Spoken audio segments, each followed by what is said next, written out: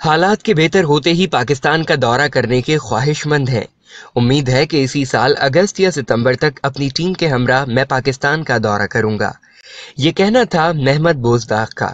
जी हाँ, वही महमद बोजदाक जो ड्रामा सीरियल डिरलिश एर्तुगरुल के राइटर और प्रोड्यूसर हैं। हाल ही में दिए गए एक इंटरव्यू में उन्होंने ड्रामे की तैयारी और शूटिंग के बारे में एक सवाल का जवाब देते हुए कहा कि मैंने सबसे पहले इस ड्रामे की कहानी तहरीर की।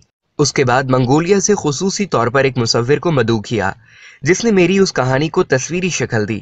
बतौर डायरेक्टर मेरा साथ देने वाले मैतिन साहब से इस सिलसिले में तवील बातचीत हुई, जिसके बाद टीम के साथ मिलकर प्रोजेक्ट को हतमी शक्ल दी गई।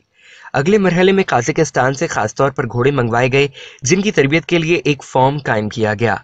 फिर मुंतखब अदाकारों को उस दौर के जंगजू की जिंदगी, रहन सहन और बूदोबाश से आगाह करने के लिए कैंप्स लगाए गए जिसमें उन्हें बाकायदा तरबियत दी जाती थी।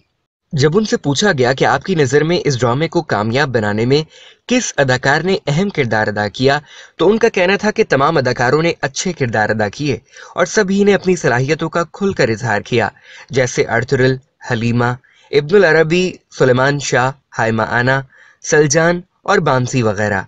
अगर उनमें से एक एक्टर को शोहरत मिलती और बाकियों को ना मिलती तो नाजरीन भी लगातार 2 घंटे स्क्रीन के सामने अपनी सांसें रोके ना बैठे होते। वैसे मैं समझता हूँ कि इस ड्रामे की कामयाबी की सबसे बड़ी वजह अर्तुगरुल की जानिब से अपने साथियों को यकजहती और इत्तेहाद का दर्ज देना है।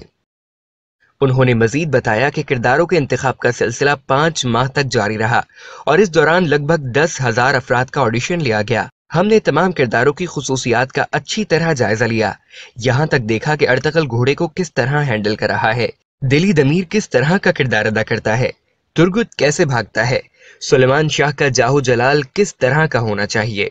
बहरहाल हर फनकार ने अपने किरदार से भरपूर इंसाफ किया, जबकि मुझे जाती तौर पर इब्नुल अरबी के किरदार ने बहुत मुतासिर किया। उन्होंने ड्रामे में इस्लामी रिवायात को पेश करने के बारे में एक सवाल का जवाब देते हुए कहा कि मेरा ताल्लुक एक मजहबी घराने से है और मैं मजहब इस्लाम और इस्लामी तारीख से दिलचस्पी रखता हूँ और मेरी इसी दिलचस्पी और मालूमात ने ड्रामे को इस्लामी रंग देने में नुमाया किरदार अदा किया। बोजदाक ने ड्रामे के बैकग्राउंड म्यूजिक के बारे में सवाल का जवाब देते हुए कहा कि इस सिलसिले में कई एक मौसीकार से राब्ता कायम हुआ, लेकिन ड्रामे के तैयार होने तक कोई भी मौसीकार मेरी तवक्कुआत पर पूरा ना उतर सका। लेकिन जब पैकअप में सिर्फ 3-4 हफ्ते बाकी रह गए थे तो मुझे किसी ने मारूफ मौसीकार अल्पाय से राब्ता करने का मशवरा दिया और फिर वाकई अल्पाय ने कमाल कर दिखाया। बाकी तमाम मौसीकारों से हटकर नई तर्ज की ऐसी मौसीकी तरतीब दी जिसने सब पर सहर तारी कर दिया। उन्होंने मजीद कहा कि सदर रजब तैयब उर्दुगान जब से मुल्क में बरसर इख्तिदार आए हैं, उन्होंने मुल्क में एक नई रूह फूंक दी है और मुल्क में नए सिरे से इस्लामी मशल रोशन कर दी है। अगर वो बरसर इख्तिदार ना आते तो इस किस्म के ड्रामों का तुर्की में तसव्वुर मुहाल था, बल्कि नामुमकिन था। उन्होंने इस प्रोजेक्ट की पुष्टपनाही की और हमारी हौसला अफजाई की। उन्होंने खुद भी इस ड्रामे के सेट का दौरा किया और किरदारों से मुलाकात की, जिससे हमें मुस्बत तवानाई मिलती रही। पाकिस्तानियों के हवाले से उनका कहना था कि शायद ही कोई तुर्क हो जिसे पाकिस्तान से मोहब्बत ना हो, क्योंकि पाकिस्तान हमारे दिलों में बसा हुआ है। दरअसल ये अखुवत और भाईचारे का रिश्ता है। अलबत्ता इन ताल्लुकात को मजीद मजबूत बनाने के लिए फनून लतीफ़ा की जानिब खास तवज्जो देने की ज़रूरत है। उन्होंने ये भी बताया कि हुकूमत पाकिस्तान की जानिब से पाकिस्तान के दौरे की दावत मौसूल हो चुकी है। जैसे ही हालात बेहतर होंगे हम पाकिस्तान आएंगे। फिर वजीर आजम इमरान खान से भी मुलाकात होगी और वहाँ के मुख्तलिफ मुकामात भी देखेंगे।